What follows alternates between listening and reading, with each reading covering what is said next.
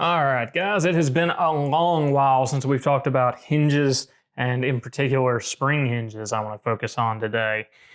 Do you need them? Are they a good thing? Are they a bad thing? Well, or are they just a different thing? Well, we'll take a look at some examples of some different hinges, and we'll talk about some of the pros and cons of spring hinges today. Stick around and let's have some fun, and I will try not to bore you to tears, I promise.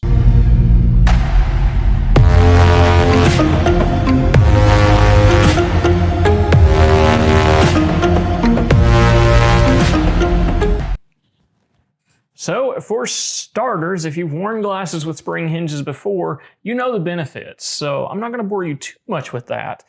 But if you're here, you probably know there's more to it than that. So we're going to have some fun with it, or at least attempt to. Spring hinges in general amount to something where the hinge of the glasses can flex and be springy like this, not this. This is a fixed hinge. This guy is not a spring hinge. This guy is not a spring hinge. What have I done? There it is.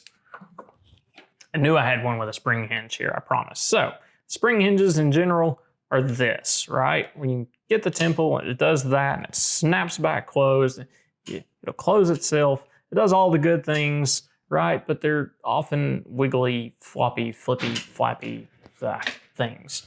You can kind of get a hint of where this is going already, right? Maybe, but maybe not.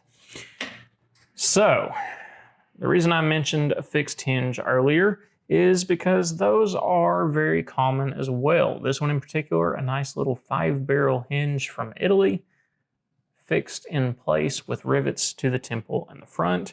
Really nice, strong design.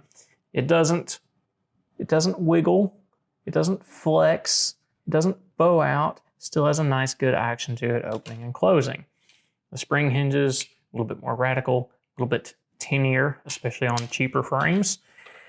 But the key here is a lot of people think they need a spring hinge on their glasses so they fit properly, but really it's the exact opposite. Your glasses are going to fit properly whether they fit properly or not, and the spring hinge is only going to cover up problems or create other problems if the fit's bad enough. And what we see a lot of times there is a premature failure of the frame. If you buy something with a spring hinge thinking, oh, it's going to make the glasses fit, and I like these, and it's so much better, but the fit's really not that great to begin with. Say the frame is super stretched out, and that spring is, let's see if I've got something here that, yeah. So if it's constantly under tension here, where that spring is constantly in a flexed state, and I'm going to grab these back up to show. So if you are wearing the glasses and that spring hinge is constantly under stretch, every little movement you make is making that spring flex in there, right? And the little spring is housed inside this little housing there, obviously, right? So every time this moves, it wiggles and it wiggles and it flexes and it gives. And every time that spring has to flex and give, it wears away at the life. It makes the metal fatigue a little bit more every time. Which leads to what? The spring fatigues, the metal breaks. The spring is what holds this together. Can't see it, but there's a little hook inside of here that connects on the spring. And then there's a hook on this front edge that also connects to that little barrel where it connects to the front. When that spring fails and fatigues, well, now the temples aren't there anymore because there is nothing holding it on. These springs are typically not designed to be replaced. Sometimes you can weld on a new spring hinge and fix it that way. Not really serviceable, and especially on the more value-oriented side of things for spring hinges, not really economical because that process can be pretty pricey and oftentimes more than just replacing the frame in general. The reason I like a spring hinge is when the fit is good, it just makes it a little bit easier to take the glasses on and put them off, and you can have everything else fitted a little bit more snug than you could if you didn't have the spring hinge. There are higher end spring hinges, of course, outside of the value ones. These can sometimes be serviceable, at least in some fashion. But in general, the spring hinges I like are like this. It's not really a spring at all. It's actually just different grades of titanium or different grades of steel that are designed to flex and give here. The same process, but a little bit easier and a little bit harder to break, but a little bit easier to get the overall fit good. And on these, as I mentioned, you can see these are still really nice and straight.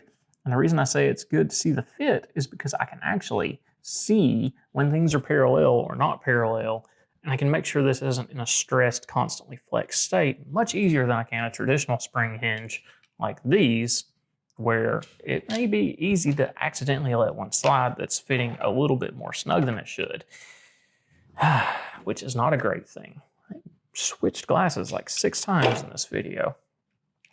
But in general, I like a nice fixed hinge like these guys and like the one I was showing earlier, because then there's no question. It either fits or it doesn't. It's gonna be where it's supposed to be, and that's all there is to it. If it's too snug, the whole frame's gonna push itself off. This spring hinge is gonna do that too, because when the spring is under tension, and you can see it a little bit here, it's going to just constantly slide forward. Apparently my fingers are grippy today, but it does cause, yeah, there we go. Now we get it. There, yeah. So it wants to slide forward as you stretch it out. So it makes the whole thing act like a spring and push itself forward. So the answer to the infamous question, do I need spring hinges on my glasses, is a resounding, firm, drive it into the dirt, no. In fact, most glasses as you get into the higher end, where I tend to work, they don't even have spring hinges. You have 5 barrels, 7 barrels, 3 barrels, all fixed hinges with varying degrees of panto, where you have this, something where it's, built into it, technically a fixed frame, but with some flex to it. Or the frame has some flex to it. The soft, supple, really nice acetates, the material is gonna have some give and flex. So you don't need a flex hinge there anyways. Do you need one? Nah. Can you get one? Sure. Make sure it fits good if you do though. It just makes them a little easier to take on and off, because then when everything else is fitted properly and nice and snug where it should be, these can open up as you're sliding them on. So when they go into place and this is still straight, everything else is really, really good. But it does make that on and off a little bit easier and a little more forgiving to being one of these people, which I highly recommend not doing. That'll wear that spring out even faster. That's all I've got on that today. Try to keep this one a little short and sweet for you. Let me know your thoughts down below. If you thought I was a ranting idiot, which I often am anyways, or what you thought about this video. If you've ever had spring hinges in the past and they've broken, like I said, what did you do? Let me know down in the comments. Let me hear your stories about spring hinges or your transition to no longer having spring hinges because you broke so damn many of them. Catch you guys next time.